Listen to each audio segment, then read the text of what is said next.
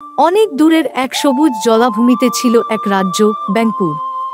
সেই রাজ্যের রাজা ছিল এক বুড়ো কিন্তু জ্ঞানী ব্যাং, রাজা জাম্পুসিংহ।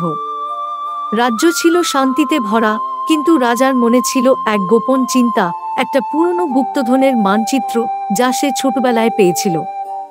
টিকটিক রাজপ্রাসাদের পুরনো ঘরে খেলতে গিয়ে ধুলো ঢাকা একটি মানচিত্র খুঁজে পায়। সে নিয়ে যায় রাজার কাছে। রাজা দেখে আনন্দে চমকে ওঠে, এই মানচিত্রে আছে হারিয়ে যাওয়া গুপ্তধনের ঠিকানা। তারা অভিযানে যাওয়ার সিদ্ধান্ত নেয়।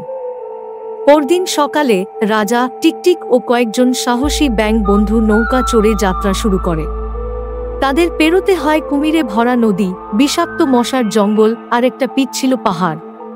টিকটিক সাহসের সাথে সবাইকে পথ দেখায়। এলো নদীর কুমির, তারা কুমিরের সাথে লড়াই করে দাঁত বের করে হাঁ করে এগিয়ে এলো সে। ব্যাং রাজা লাফ দিয়ে এড়িয়ে গেল, আর টিকটিকি ঝাঁপ দিয়ে কুমিরের চোখে বালি ছুঁড়ে দিল। অজগরের সাথেও যুদ্ধ করে অনেক প্রতিকূলতার মাঝে তারা গুপ্তধন খুঁজতে থাকে। পথটা সহজ ছিল না, পাথর, ভয়, ফাঁদ। এতদিন ধরে লড়তে লড়তে ব্যাং রাজা, টিকটিকি আর তাদের সাথীরা ক্লান্ত হয়ে পড়ে।